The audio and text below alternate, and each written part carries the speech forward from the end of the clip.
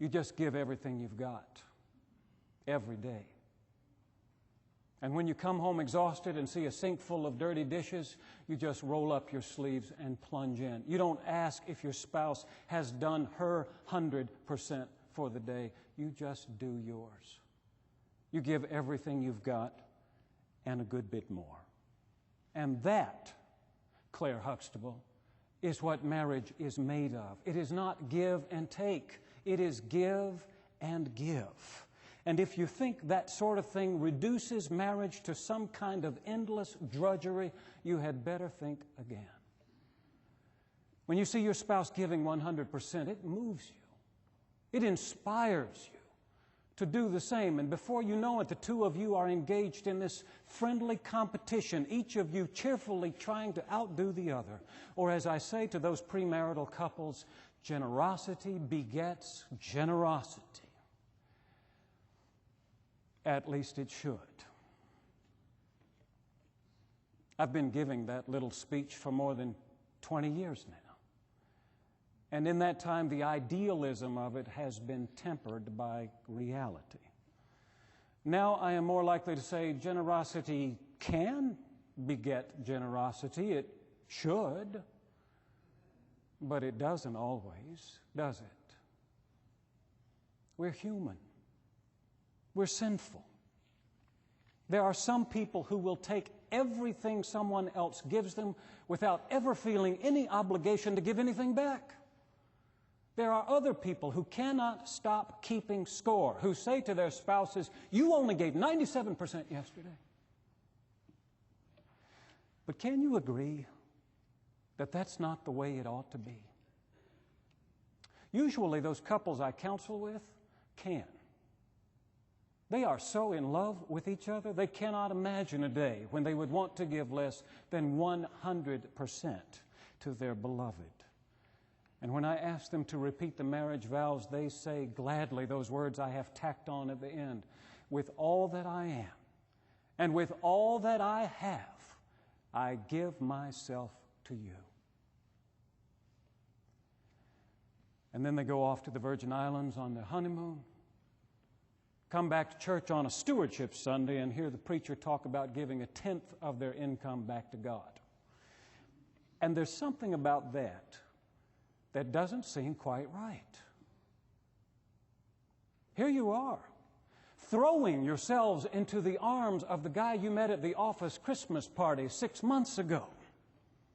And when the minister asks you to give everything you are and everything you have, you say yes without hesitation. But when it comes to the one who knit your bones together in your mother's womb, the one who has watched over you every day of your earthly existence, the one who gave his own son so that you might have everlasting life, well, then the minister asks you to give 10%. 10%. That's not as much as you give the person who serves your meal at a restaurant. It is not even a decent tip.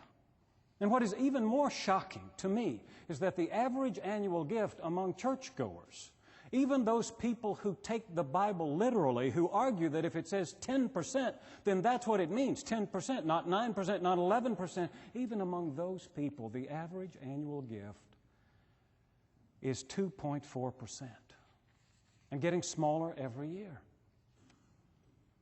This is the primary reason. This is the reason I have altered my little speech through the years. Generosity can beget generosity, I say. It should. But when it comes to our giving to God, it seems to be the exception rather than the rule. Why is that? Are we not generous people? Do we not believe that God has given us everything we have?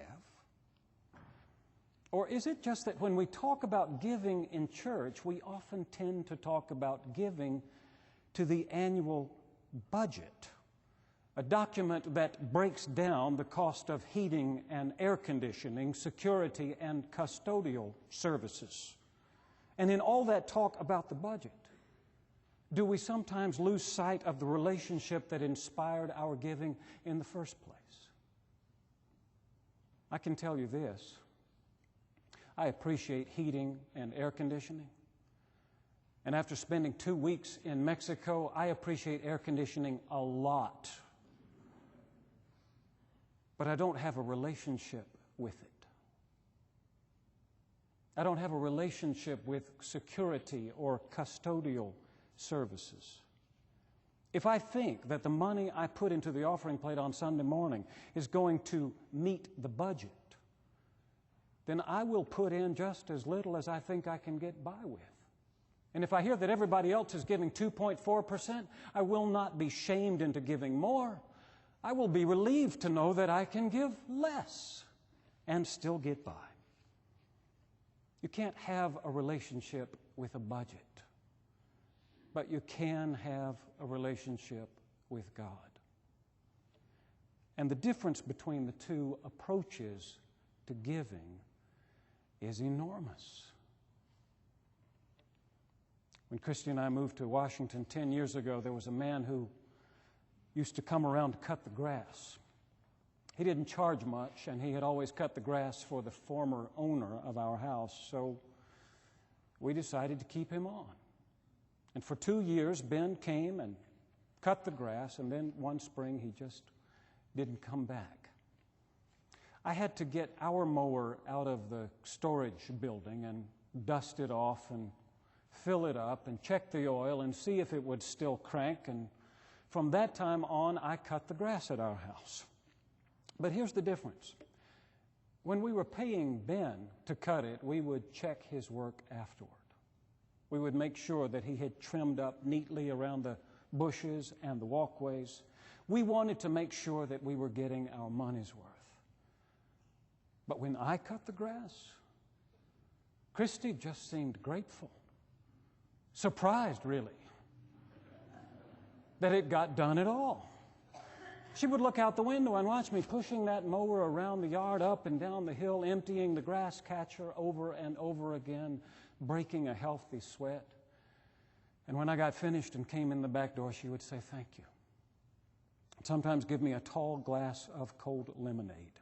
She wasn't a contractor paying a set amount for a certain job. She was my wife. And part of the reason I cut the grass and tried to do a good job was because I knew how much it pleased her to see everything looking neat and trim.